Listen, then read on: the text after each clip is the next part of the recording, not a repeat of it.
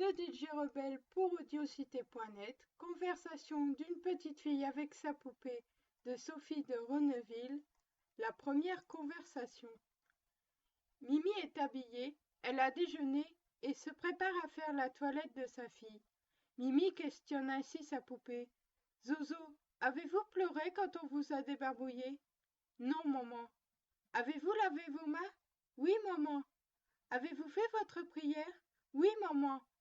C'est le bon Dieu, ma fille, qui vous a donné votre papa et votre maman. C'est lui qui tous les jours vous donne de quoi vous nourrir et vous habiller. Il faut bien l'aimer. Avez-vous souhaité le bonjour à papa et à maman? Oui, maman. Bien, ma fille, je suis contente de vous. Jeannette, apportez la belle robe de crêpe rose de Zozo, celle qui est garnie de fleurs. Mais comme elle est déchirée, c'est vous, Zozo, qui avez fait cela. Maman, je ne le ferai plus. Mademoiselle, pour votre pénitence, vous mangerez votre pain sec. Il est bien temps de pleurer. Ma petite maman, je ne déchirerai plus ma robe, jamais, jamais. C'est un arbre du Luxembourg qui m'a accrochée. Comment, Zozo? Je ne voyais pas vraiment. Cette robe est toute tachée. Que c'est laid d'être malpropre. Mademoiselle, vous mettrez aujourd'hui votre robe sale. Allez, je ne veux plus vous voir. Elle la conduit dans un coin. Tournez-vous du côté du mur et restez là. Oh la laide, oui, pleurez à présent. Ce sont les confitures qui ont taché ma robe. Vous raisonnez, je crois. Si ce sont les confitures, vous en aurez plus. Vous pleurez encore plus fort. Ah, mademoiselle, vous êtes gourmande. Je suis bien aise de le savoir. Du pain sec, c'est ce qu'il faut aux gourmands. Allons, venez lire. Si vous dites bien votre leçon, je vous pardonnerai. Voyons, dites vos lettres. A, B, C, D, E, F, G, H, I, J, K, L, M, N, O, P, Q, R, S, T, U, V, W, X, Y, Z, etc. Bien, éplez à présent. Ba, B, Bi, Bo, Bu. On ne dit pas B, mais be. K, C, Si, Co, Q. C'est très mal ça. On dit K, ce, si, co, Q. Entendez-vous, mademoiselle? Et souvenez-vous-en. Da, di, do, du. Toujours la même faute. On ne dit pas des, mais de. Faites-y donc attention. Fa, fi, fi, fo, fu. Vous êtes incorrigible, Zozo. Dites fait. Feu et non pas fait. Mais en voilà assez. Comptez jusqu'à 20. 1, 2, 3, 4, 5, 6, 7, 8, 9, 10, 11, 12, 13, 14, 15, 16, 17, 18, 19, 20.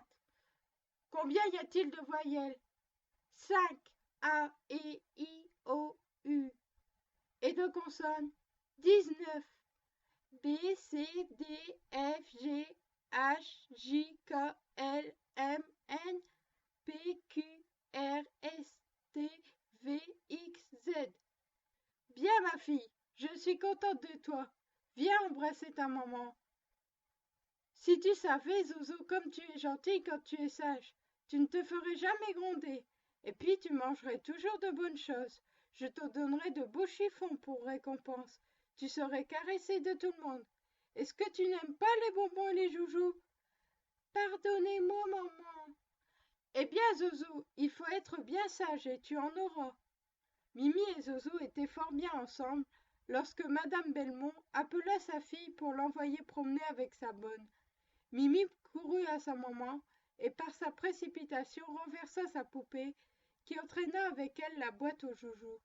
Jeannette n'étant pas encore prête, Mimi revint auprès de Zozo qu'elle trouva étendu par terre, le nez sur le parquet et les chiffons éparpillés autour d'elle.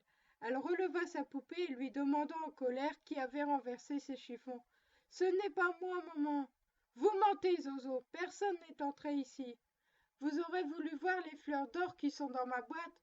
Il ne faut jamais mentir, mademoiselle, c'est fort mal. Vous allez avoir le fouet. Jeannette, apportez-moi les verges. Je ne le ferai plus, maman. » Elle pleure. Mimi, après l'avoir fouettée. « Ah, ah, je vous apprendrai à mentir. Rien n'est si vilain que ça. » Mimi en était là de sa réprimande quand madame Belmont l'appela de nouveau. Après avoir rangé ses chiffons, la petite s'en alla avec Jeannette. Elle voulut bien pardonner à Zozo et l'emmena avec elle.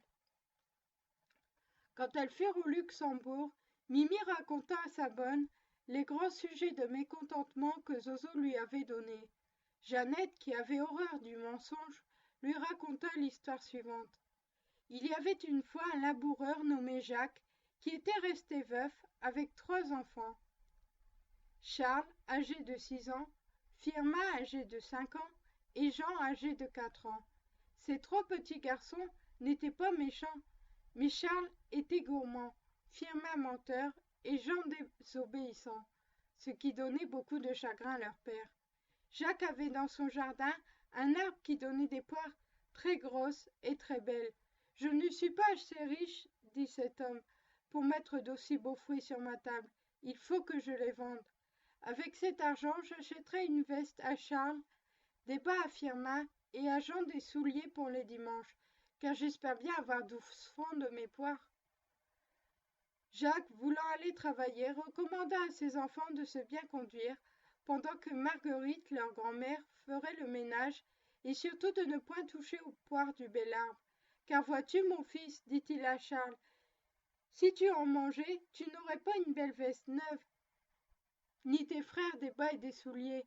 Charles promit de ne point toucher aux belles poires, et son père le quitta. Ces 3 petits garçons se trouvant seuls dans le jardin, parce que la mère Marguerite était restée dans la maison à faire le ménage, Charles le gourmand dit à ses frères, « Voyons donc ces belles poires que notre père veut vendre pour m'acheter une veste, et à vous des bas et des souliers. » Et tous les 3 allèrent auprès de l'arbre. Charles, en voyant les poires, en eut envie. « J'en mangerai bien une, dit-il, elles doivent être bien sucrées. Et toi, Firmin ? » « Oh, mon papa l'a défendu. » « Bah, une seulement, il n'y paraîtra pas du tout. Et toi, Jean, papa l'a défendu. »« Que tu es bête, mange toujours, il n'en saura rien. » Et voilà Charles qui grimpe sur l'arbre et cueille 3 poires, une pour Firmin, une pour Jean et une pour lui. Jacques, qui se doutait que Charles le gourmand ferait désobéir ses frères, n'avait pas été au champ. Il s'était caché dans un coin du côté du bel arbre. Il entendit la conversation de ses enfants et leur vit manger ses poires. Voulant les éprouver, il les laissa s'éloigner et fut cette fois tout de bon à la charrue. À l'heure du dîner, le laboureur revint à sa maison. « Je veux, dit-il à ses enfants, cueillir les poires du bel arbre pour aller les vendre demain au marché. » Les 3 enfants se regardèrent. « Charles, continua le père, va me chercher le panier qui est dans la salle basse. » Charles ayant apporté le panier, le laboureur monta à l'échelle et cueillit ses belles poires. Quand il eut fini, il les compta et dit à ses enfants, « Quelqu'un a mangé de mes poires, il en manque 3. Qu'est-ce qui est venu dans le jardin ?»« Personne que la mère Marguerite, répondit Firmin. « Ce n'est pas la mère Marguerite, dit le laboureur. Elle n'avait point d'échelle et l'arbre est trop haut pour qu'elle puisse cueillir les fruits. Je crois, moi, que c'est vous tous. » Aussitôt les enfants se mirent à pleurer. « Charles, dit Jacques à son fils aîné, parle vrai, en as-tu mangé ?»« Oui, mon papa, répondit Charles en fondant en larmes. »« Puisque tu as été gourmand, reprit Jacques, tu n'auras point de veste. Mais comme tu as dit la vérité, tu ne seras point puni.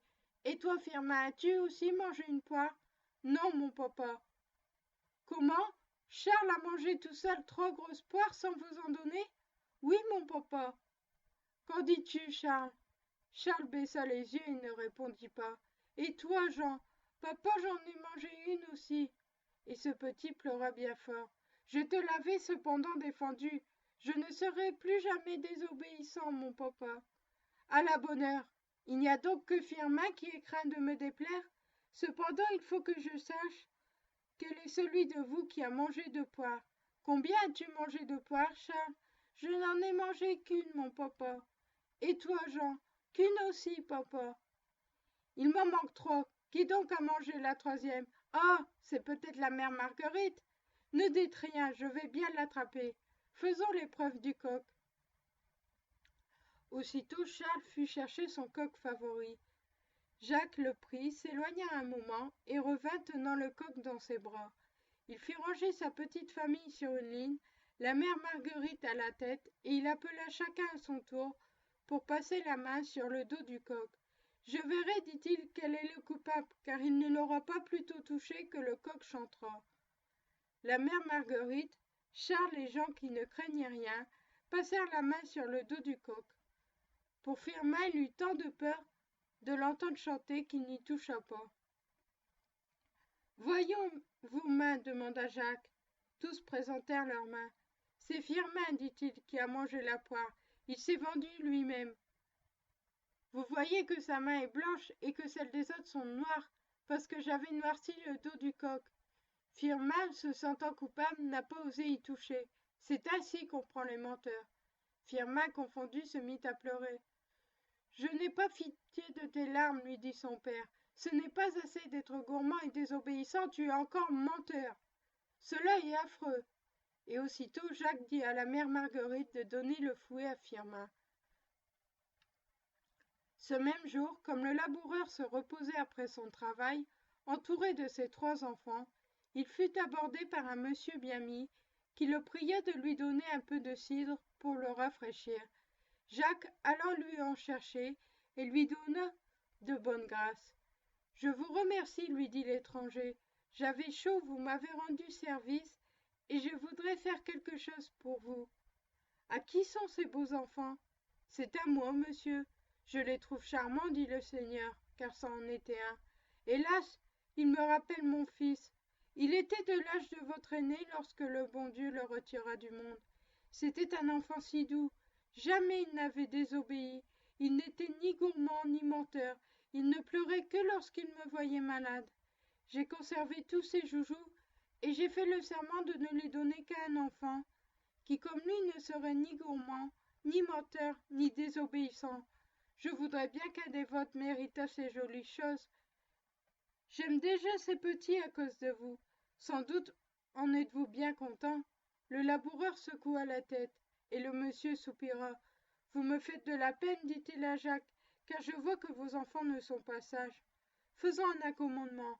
Si pendant 3 mois vos enfants ne sont ni gourmands, ni menteurs, ni désobéissants, ils auront les joujoux de mon fils, et je leur donnerai à chacun un habit neuf.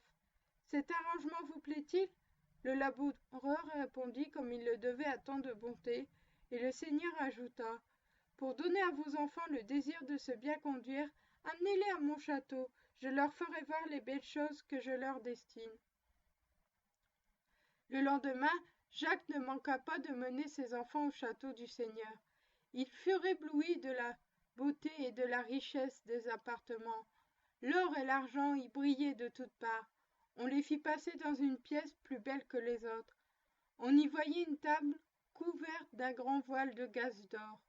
Le seigneur leva le voile, et les enfants virent avec surprise de beaux carrosses, des chevaux, des cabriolets, des polichinelles, des poupards, des ménages d'argent, et 1000 autres belles choses qu'ils n'avaient jamais vues de leur vie. Puis des bonbons, des confitures sèches, du sucre d'orge et toutes sortes de friandises, car le petit monsieur n'avait garde de manger tout ce qu'on lui donnait, tant on l'accablait de bonbons, de pastilles, de diablotins, etc., etc. Il fallait voir les yeux que faisaient Charles, Firmin et surtout le petit Jean. Oh, si on lui eût donné seulement un bâton de sucre d'orge, mais il n'y avait pas moyen. Tout cela vous appartiendra dans 3 mois, leur dit le maître du château, si vous n'êtes ni gourmand, ni menteur, ni désobéissant. Il les fit bien régaler et les renvoya. De retour au hameau, les 3 enfants croyaient voir encore devant leurs yeux toutes les richesses du jeune seigneur. Ils ne pouvaient penser à autre chose. Cependant leur père ne leur recommanda point d'être sages. Il avait promis de ne rien leur dire pendant l'espace de temps convenu. Il y avait déjà 2 mois et demi de passé, et les fils de Jacques s'étaient bien conduits, quand le seigneur l'engagea à venir le voir avec ses enfants. Ceux-ci, tout joyeux, ne manquèrent pas de visiter les beaux joujoux du petit monsieur. Firmin, ayant aperçu près de lui une boîte pleine de bonbons, se laissa tenter et la mit dans sa poche sans que personne le vît. Les 3 mois expiraient, Le laboureur fit mettre à ses enfants leurs plus beaux habits et se rendit au château. Le Seigneur les attendait. « Venez, mes petits amis, leur dit-il, recevoir le prix de votre sagesse. Mais auparavant, il faut que je sache ce qu'est devenue une boîte qui manque ici. » Et il leur montra une note exacte de tout ce qui était sur la table. Firmin rougit prodigieusement, et son père le regarda d'un œil courroucé. « Ne cherchez point, monseigneur, dit-il au maître du château. Voici le voleur, en montrant Firmin. Celui-ci nia effrontément. Son père fouilla dans sa poche, et y trouva la boîte, mais elle était vide. « Ah, c'est trop fort, dit le seigneur, menteur et voleur. Je vous plains, bon Jacques, d'avoir un fils qui annonce de si mauvaises inclinations. Ne l'amenez jamais ici, je hais les gourmands, mais je crains les menteurs et les voleurs. » Ensuite, s'adressant à Charles et à Jean, « Quant à vous, mes petits enfants, qui avez fait des efforts pour vous corriger, je vous donne tout ce qui est sur cette table. Vous serez habillés de neuf, et désormais je prendrai soin de votre fortune. Vous, Jacques, je vous fais mon fermier. Soyez toujours honnête. » Homme Jacques, Charles et Jean s'en retournèrent tout joyeux à leur maison.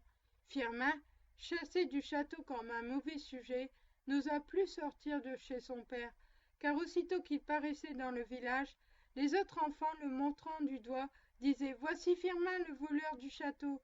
et tous couraient sur lui en criant « Au voleur, au voleur !» Il resta longtemps enfermé, menant une vie bien triste. Moi aussi, il l'avait mérité. Pourquoi était-il menteur et voleur? L'histoire de Jeannette avait duré autant que la promenade. À son retour, Mimi causa avec sa poupée. Elle parla des enfants du laboureur. « As-tu entendu, Zozo, ce qu'a dit ma bonne? Ce monsieur Firmin le voleur. Oh, que c'est vilain de voler! Et puis encore de mentir. Si cela t'arrive jamais, tu ne seras plus ma petite fille. Mais à propos, pourquoi donc restais-tu toujours derrière ma bonne? Cela n'est pas bien. Il fallait te prendre par la main pour te faire avancer. Et puis tu as eu de l'humeur après l'histoire, parce que tu ne voulais pas encore revenir à la maison. Et Jeannette s'est fâchée. Si tu recommences encore, tu seras en pénitence, je t'en avertis. La paix étant faite entre Mimi et Zozo, on va chercher Mimi pour l'habiller, parce que Madame Belmont allait dîner en ville et l'emmenait avec elle.